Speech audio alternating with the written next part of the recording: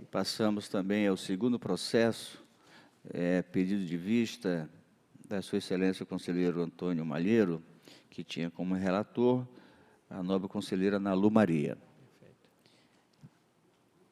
Passo também à secretária das sessões para ver como que foi o andamento da sessão e os votos já divulgados.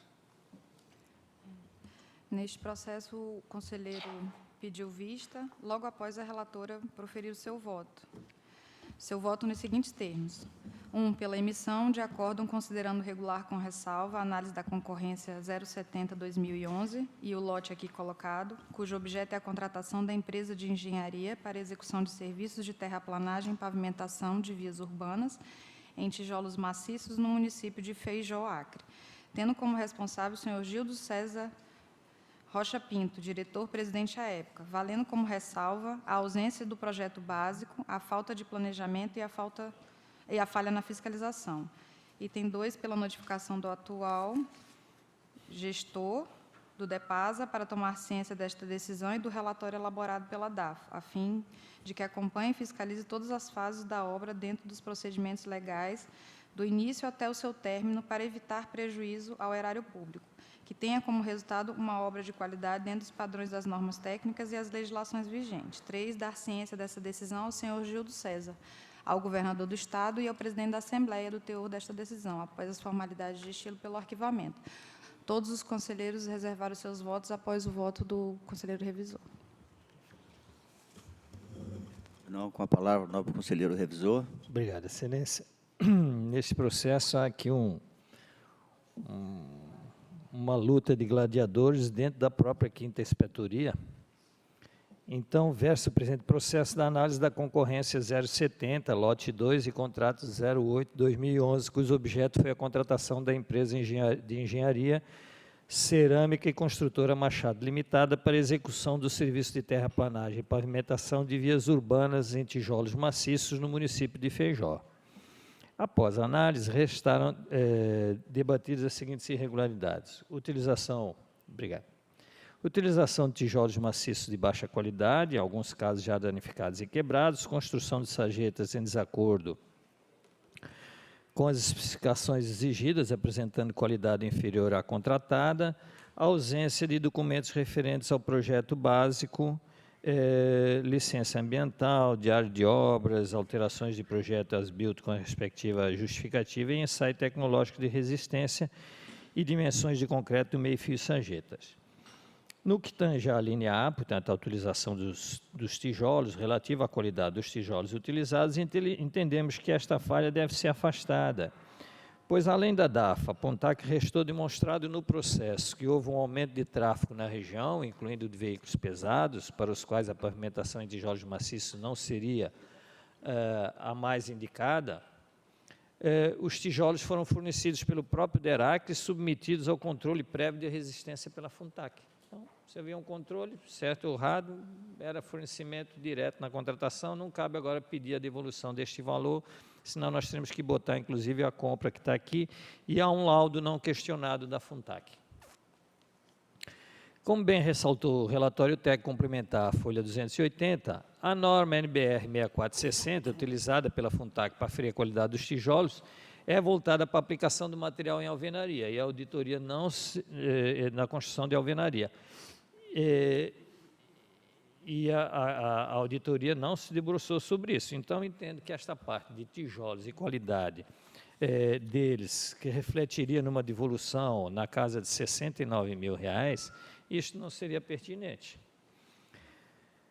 Quanto à linha B, referente à construção de sarjetas em desacordo com as especificações exigidas, falhou a área técnica deste tribunal, ao se degladiar acerca da clareza e objetividade quando da realização da fiscalização em loco.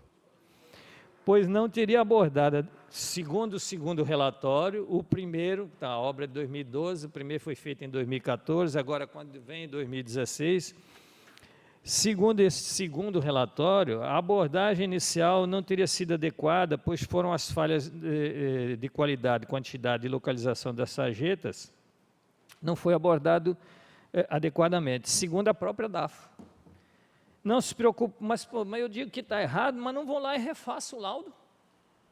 Eu digo, o primeiro está errado, não está adequado quando eu aponto a falha.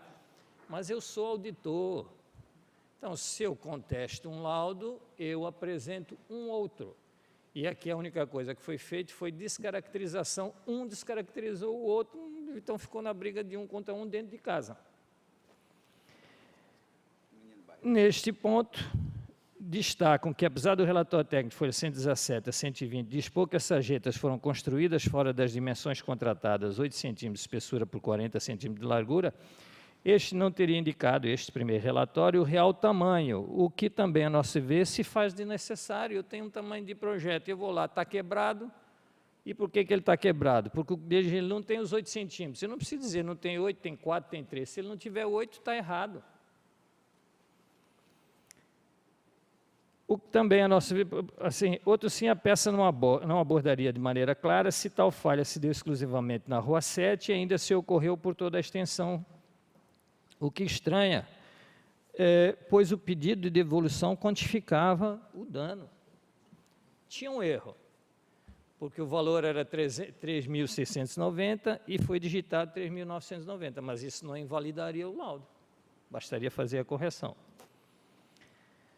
O próprio relatório fotográfico relacionado às folhas 124 a 125 indica acentuado dano à obra, pelo que concordamos com uma primeira análise técnica de folha 175 dos autos, de que as falhas constatadas não são de responsabilidade exclusiva de intervenções feitas pelos moradores, como estava na defesa. Tendo em vista que os trechos danificados não se concentram apenas na testada dos terrenos. No entanto, dada a discórdia entre os relatórios de auditoria emitidos, impossível se faz, no presente momento, estabelecer o adequado nexo de causalidade e quantificação da extensão do dano, agravado com o prolongado decurso do tempo, já estamos em 2019, e principalmente com a carência de dados coletados à época e a falta de decisão para que, se contestada uma inspeção pela própria DAFO, outra teria que ser realizada.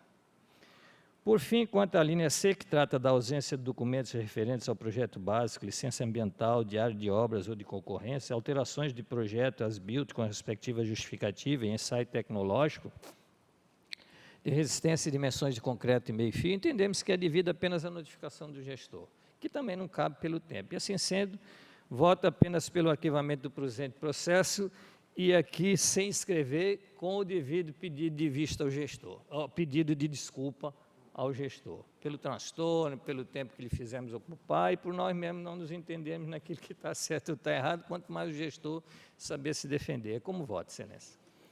Pelo arquivamento. Em votação. Pois não, nobre relatora. A relatora votou ainda pelas notificações. Terceiro de detores. Senhor presidente, eu voto também com o conselheiro revisor. Você acompanha, então, o conselheiro revisor. Sim, e dou parabéns.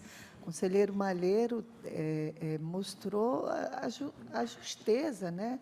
Isso aqui é o que é justo. Porque, assim, o que eu venho colocando sempre nessa questão desses processos é que está errado, como disse o conselheiro Malheiro, está errado. A gente vê o trabalho, se fosse bem feito, estava até hoje.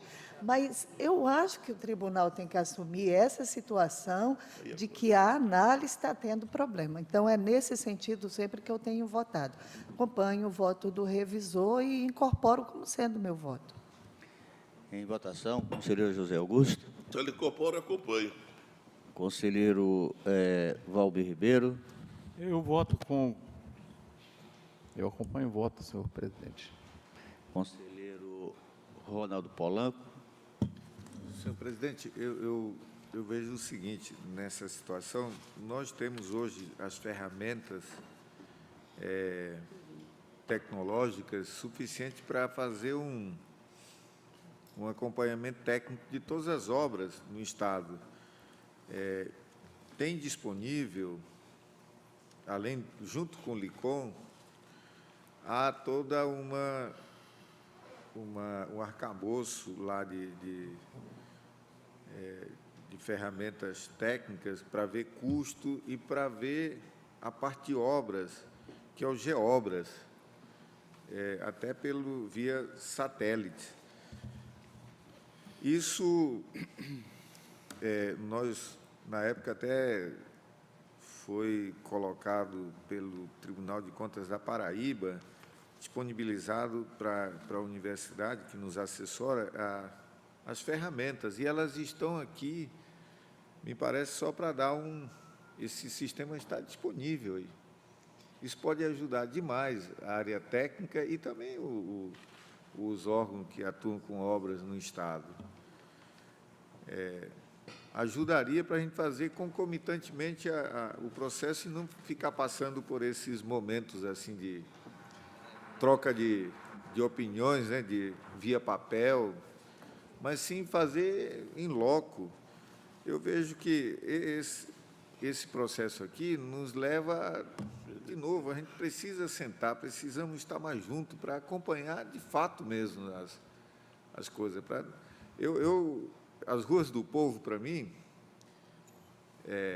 eu olho mais como uma política keynesiana, retardou a chegada aqui da crise, sabe? Operacionalmente, nós não tínhamos condições as instituições, o setor privado, de fazer o esforço que foi feito.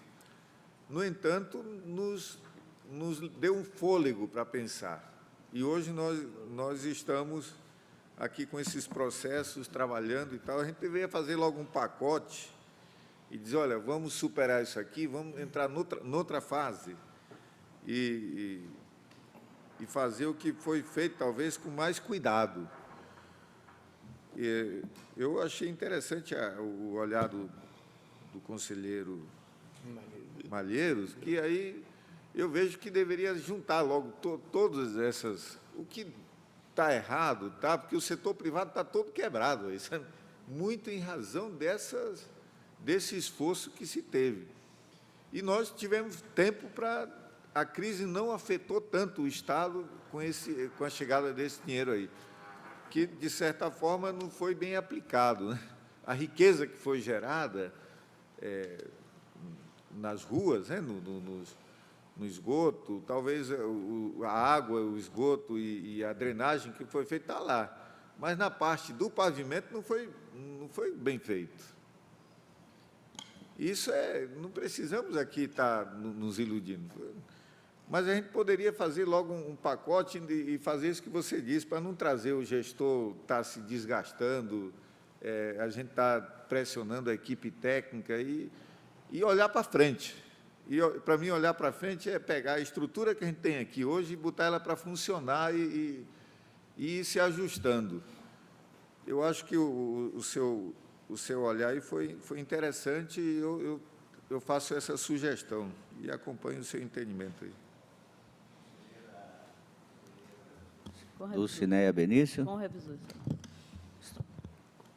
Conselheira Nalu, já foi o voto. Então, como a conselheira Nalu, que era relatora, incorporou o voto dela ao revisor, então, vencido, aprovado por maioria, por unanimidade, nos termos da voto da conselheira relatora.